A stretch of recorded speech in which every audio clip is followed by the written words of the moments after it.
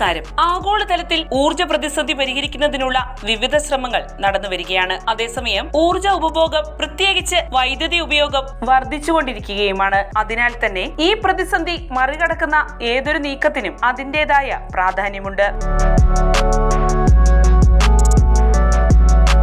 കേരളത്തിന്റെ കാര്യം എടുക്കുകയാണെങ്കിൽ സംസ്ഥാനത്തെ പ്രതിദിന വൈദ്യുതി ഉപഭോഗം എന്ന് പറയുന്നത് 5200 മെഗാവാട്ട് ആണെന്നാണ് കണക്കുകൾ സൂചിപ്പിക്കുന്നത്. സംസ്ഥാനത്ത് ഉൽപ്പാദിപ്പിക്കുന്ന വൈദ്യുതി ഇവിടുത്തെ ഉപഭോഗത്തിന് മതിയാവുന്നില്ല. ഇവിടെ ജലവൈദ്യുതി പദ്ധതികളിൽ നിന്നും 2096 മെഗാവാട്ട് വൈദ്യുതിയാണ് ഉൽപ്പാദിപ്പിക്കപ്പെടുന്നത്. സൗരോർജ്ജത്തിൽ നിന്നും ഉൽപ്പാദിപ്പിക്കപ്പെടുന്നതാകട്ടെ 415 മെഗാവാട്ട് വൈദ്യുതി മാത്രമാണ്. ഊർജ്ജക്ഷാമം മറികടക്കുക എന്നത് കേരളത്തെ സംബന്ധിച്ച് വലിയൊരു കടമ്പയായി നിലനിൽക്കുകയാണ്. പുതുതായി ഒരു വൻ ജലവൈദ്യുത പദ്ധതി ആരംഭിക്കുക എന്നത് വിവിധ പ്രതിബന്ധങ്ങൾ തരണം ചെയ്യേണ്ട ഒരു വിഷയമാണ്. ഇത്തരം പദ്ധതികൾക്കായി കൂടുതൽ സ്ഥലവും വൻ ചെലവും ആവശ്യമായി വരുമെന്നതാണ് അതിലെ പ്രധാന വെല്ലുവിളി. അനുയോജ്യമായ ഒരിടം കണ്ടെത്തുക എന്നതും പ്രയാസമേറിയ കാര്യമാണ്.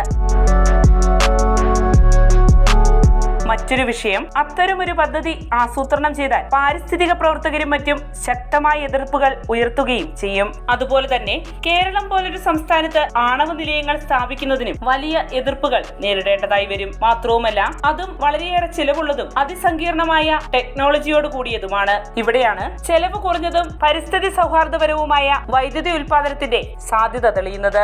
ഇത്തരം പശ്ചാത്തലത്തിലാണ് സംസ്ഥാനത്ത് നിലവിലുള്ള അണക്കെട്ടുകളിൽ ഫ്ലോട്ടിംഗ് സോളാർ പ്ലാന്റുകൾ വ്യാപിപ്പിക്കാൻ സർക്കാർ തയ്യാറെടുക്കുന്നത്.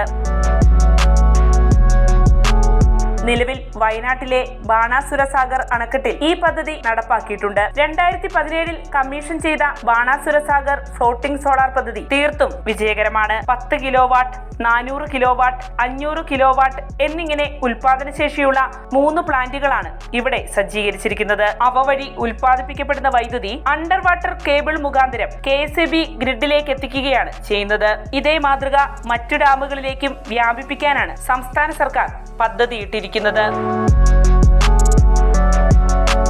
ഫ്ലോട്ടിംഗ് സോളാർ പ്ലാന്റുകൾ സ്ഥാപിക്കുന്നതിനായി ഡാമുകൾക്കൊപ്പം തരിശായ പാടങ്ങളിലെ വെള്ളക്കെട്ടുകളും തടാകങ്ങൾ, കായലുകൾ എന്നിവിടങ്ങളും പ്രയോജനപ്പെടുത്താനാണ് സർക്കാർ ലക്ഷ്യമിട്ടിരിക്കുന്നത്.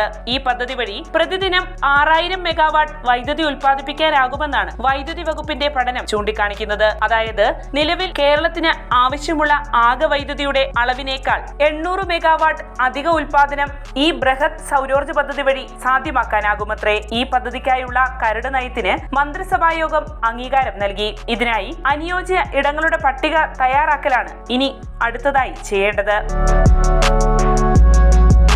ഫ്ലോട്ടിംഗ് സോളാർ പദ്ധതി സ്വകാര്യ പങ്കാളിത്തത്തോടെയാകും നടപ്പാക്കുക. ഈ പദ്ധതിക്കായി പരിഗണിക്കുന്ന ഇടങ്ങളെ വൻ അണക്കെട്ടുകൾ, തടാകങ്ങൾ, ഇടത്തരം തടാകങ്ങൾ എന്നിങ്ങനെ വിവിധ ഗ്രൂപ്പുകളായി തിരിച്ച് പ്രത്യേക വ്യവസ്ഥകളോടെയാകും കരാറുകൾ നൽകുക.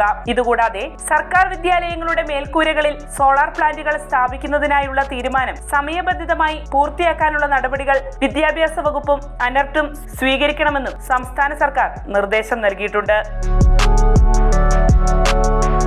ഫ്ലോട്ടിംഗ് സോളാർ പ്ലാന്റുകൾ എന്നത് കേരളത്തെ സംബന്ധിച്ച് വലിയൊരു വാഗ്ദാന പദ്ധതിയാണ്. കാരണം നിലവിൽ അധിക വില കൊടുത്ത് അന്യ സംസ്ഥാനങ്ങളിലെ ഗ്രിഡുകളിൽ നിന്നും മറ്റും സംസ്ഥാനത്തേക്ക് വൈദ്യുതി വാങ്ങുന്നത് പതിവായി കഴിഞ്ഞു. ഇതേ തുടർന്ന് വൈദ്യുതി ചാർജ് എന്നത് ഇന്ന് താങ്ങാൻ കഴിയുന്നതിനും അപ്പുറമായി തീർന്നുകൊണ്ടിരിക്കുകയാണ്. ഈ സാഹചര്യങ്ങൾക്ക് ഉത്തമ പരിഹാര മാർഗമാണ് സംസ്ഥാന സർക്കാർ ആവിഷ്കരിച്ചിരിക്കുന്ന ഫ്ലോട്ടിംഗ് സോളാർ പദ്ധതി. ഇതിനൊപ്പം വ്യക്തിഗത ഉപഭോക്താക്കളും തങ്ങൾക്കാവശ്യമായ വൈദ്യുതോൽപാദനം സോളാർ പാനലുകളിൽ നിന്നും സാധ്യമാക്കിയാൽ അതും സംസ്ഥാനത്തിനേറെ പ്രയോജനപ്രദമായി തീരും. ഇത്തരം വഴികളിലൂടെ ഉൽപ്പാദിപ്പിക്കപ്പെടുന്ന വൈദ്യുതിയിൽ നിന്നും മിച്ചം വരുന്നത് മറ്റു സംസ്ഥാനങ്ങൾക്ക് വിൽക്കുക വഴി കേരളത്തിന് നല്ലൊരു വരുമാനം ലഭ്യമാക്കാനും അത് വഴിയൊരുക്കും. വാർത്തയുടെ നിറം തേടി തനിനിറം.